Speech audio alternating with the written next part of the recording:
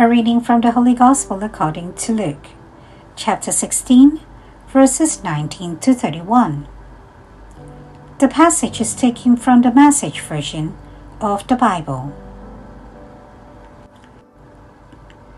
There once was a rich man, expensively dressed in the latest fashions, wasting his days in conspicuous consumption. A poor man named Lazarus, covered with sores, had been dumped on his doorstep.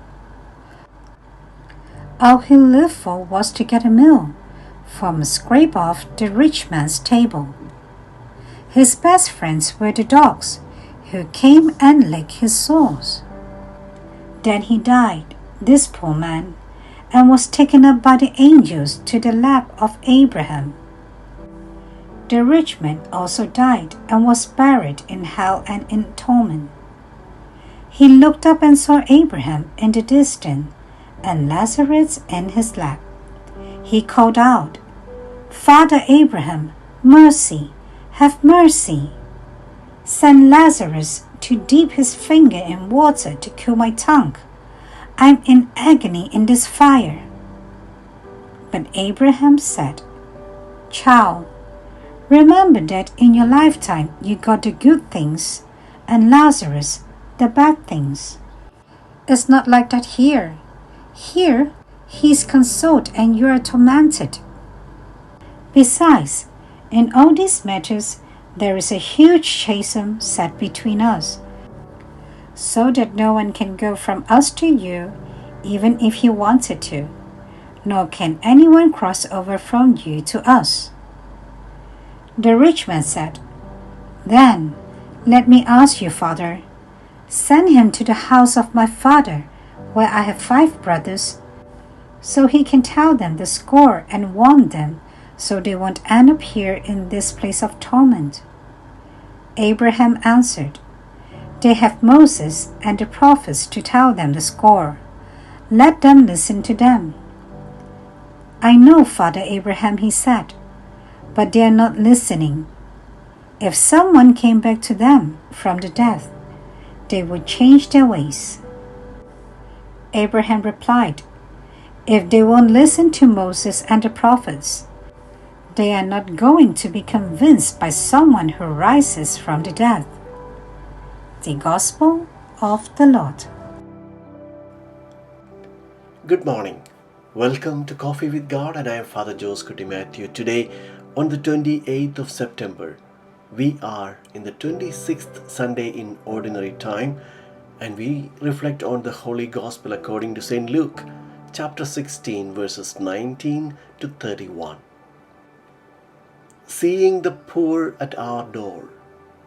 In today's Gospel, Jesus tells us the parable about 2 men, one rich and one poor. The rich man is not described as wicked, dishonest, or immoral. He is simply a rich man. At his gate lay Lazarus, poor and sick, longing to eat the scraps that fell from the rich man's table.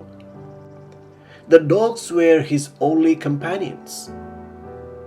Jesus gives the poor man a name, Lazarus, meaning God is my help. But the rich man remains nameless. To be without a name was to be a nobody, erased from memory. Jesus is teaching us that before God, it is not wealth or power that gives us dignity. God knows the name of the poor, and in them He reveals His presence. The rich man's only sin was his indifference. He was so absorbed in his comfort, in his appearances, and in the admiration of others, that he did not notice the suffering of the man at his door. The great danger of wealth is that it blinds us, seduces us, makes us believe we are self-sufficient, and closes our eyes to the needs of others. For many in today's world, money becomes an idol, a false god, mammon, that replaces the living God. we begin to live for appearances rather than for truth. The parable continues with a reversal. Lazarus, who suffered, is carried to Abraham's side, while the rich man finds himself in torment. Jesus is not giving us a description of the afterlife, but using a powerful image to shake us. The torment of the rich man is that he finally lifts his eyes and sees the poor man he had ignored. He realizes too late that the abyss separating them was one he created during his own lifetime by choosing not to share. This abyss, the gulf between the rich and the poor, is enormous in our society today. Some feast while others starve. Some spend extravagantly on luxuries, while others lack access to basic necessities like medicine, water, or shelter. This is not God's plan. Lazarus is now in Abraham's bosom not because he was virtuous or patient. The gospel tells us nothing of his merits. Lazarus is there simply because God is on the side of the poor. In Psalm 140 we read, "The Lord secures justice for the poor." God identifies with those who are left out, with those forgotten at the gates of our comfort. Brothers and sisters, this parable is not about the next life.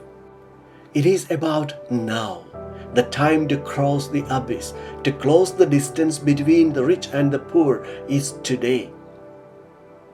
The gospel is urging us not to wait. If we hoard our gifts, they will slip through our fingers. If we share them, they become love, and love endures forever. The question is simple but urgent. Whom do we see? Do we see the poor outside our doors, in our cities, in our world? Do we see the migrants, the homeless, the elderly who live alone, the sick who cannot afford a treatment, the children who hunger? Let us ask the Lord for the grace to open our eyes.